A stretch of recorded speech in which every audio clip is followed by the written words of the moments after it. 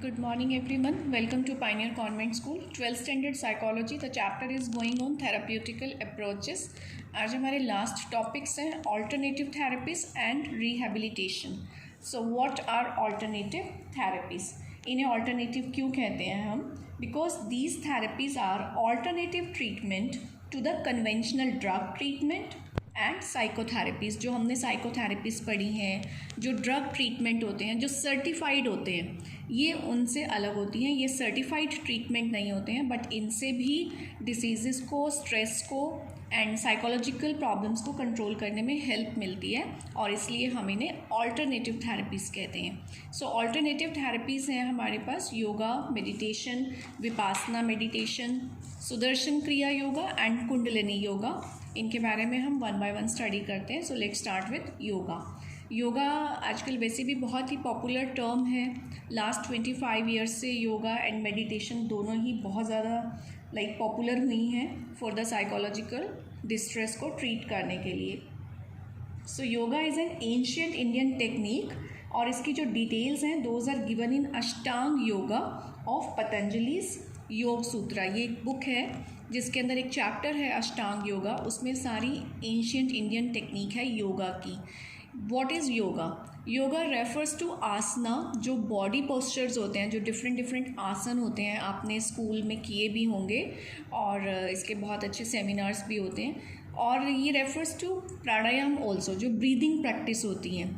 तो ये breathing practice को करेक्ट करने में और उसमें कितना टाइम लगना चाहिए, ये सब उनको करेक्ट करते हैं.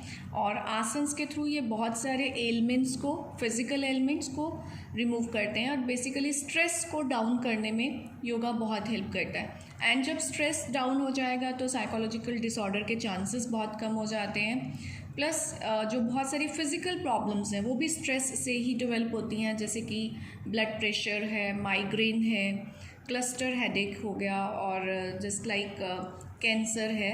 तो इन सब प्रॉब्लम्स को कंट्रोल करने में yoga is very much helpful.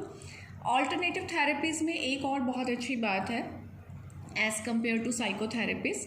साइकोथेरेपीज़ तब दी जाती हैं जब क्लाइंट को कोई प्रॉब्लम हो जाती है, ठीक है. और अगर इन टेक्निक्स को, जो योगा, मेडिटेशन, अगर हम इनको किसी भी प्रॉब्लम के होने से पहले से ही अपनी डेली लाइफ में इन्वॉल्व कर लें और इसकी प्रैक्टिस करें, तो फिर स्ट्रेस नहीं होगा तो साइकोलॉजिकल डिसऑर्डर और फिज़िकल एलिमेंट के चांसेस बहुत ही कम हो जाएंगे. सेकेंड प्रैक्टिस है मेडिटेशन. मेडिटेशन क्या है actually? It is a practice of focusing on any object या ब्रेथ या कोई मंत्र. आप किसी भी एक चीज़ पे जब मेडिटेट करते हैं, आप उस पर फोकस करते हैं, तो अटेंशन इंक्रीज़ होता है.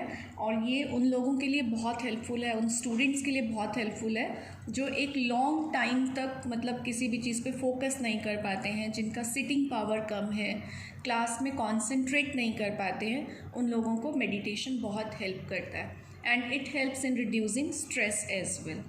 थर्ड ऑल्टरनेटिव थेरेपी है विपासना मेडिटेशन. ये भी एक तरीके का मेडिटेशन है. इस मेडिटेशन से थोड़ा डिफरेंट है. इस मेडिटेशन में हम सिर्फ अपनी ब्रेथ पे या किसी मंत्र पे या किसी एक ऑब्जेक्ट पे फोकस करते हैं. ये माइंडफुल बेस्ड मेडिटेशन है.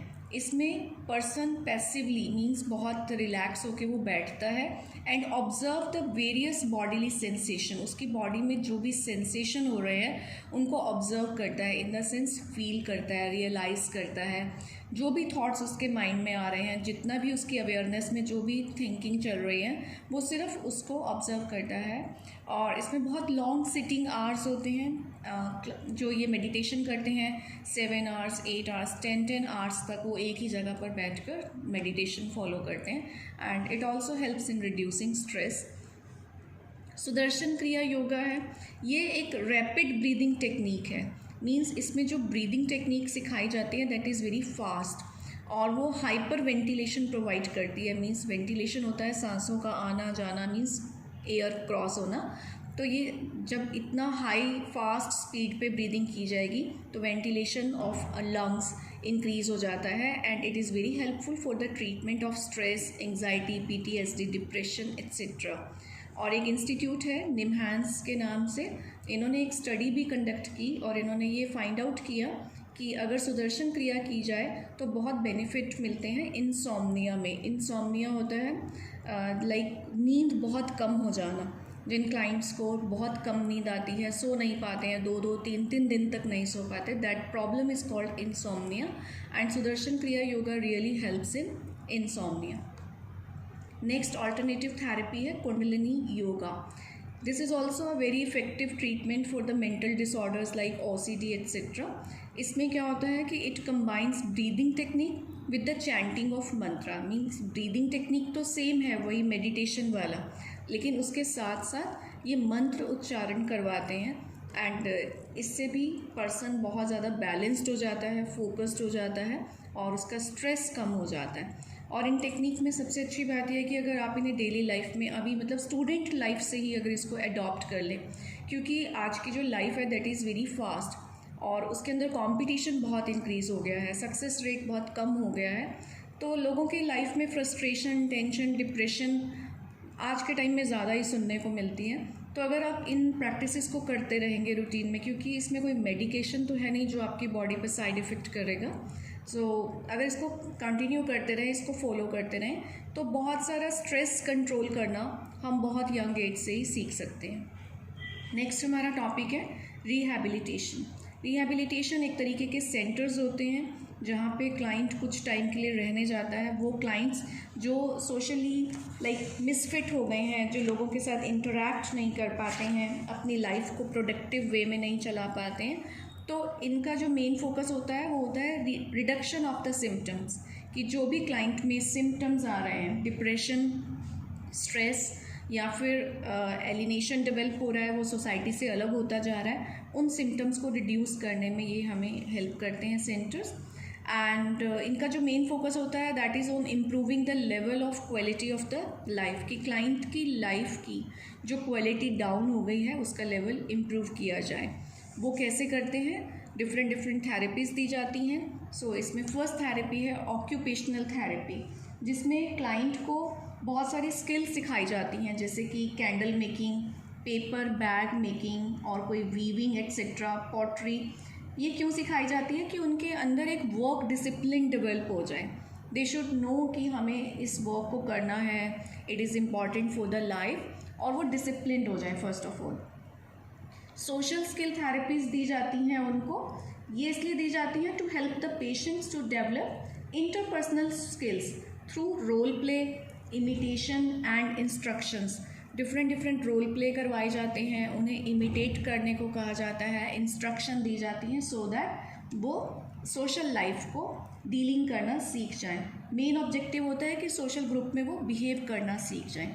After that they are given cognitive retraining. Cognitive retraining उनको दी जाती है to improve the functions of attention, memory and executive functions. कि उनका फोकस इंक्रीज हो, लर्निंग इम्प्रूव हो जाए, मेमोरी इम्प्रूव हो जाए। In the last they are given this vocational therapies, जिसमें उनको सिखाया जाता है to gain the skills which are necessary to undertake productive employment. कि वो यहाँ से बाहर निकलने के बाद अपने लिए एम्प्लॉयमेंट बेस अपना बिल्डअप कर सकें। तो ये सारा था हमारा आज का alternative therapies plus rehabilitation centres के क्या वर्क होते हैं और किस टाइप की थेरेपीज़ दी जाती हैं।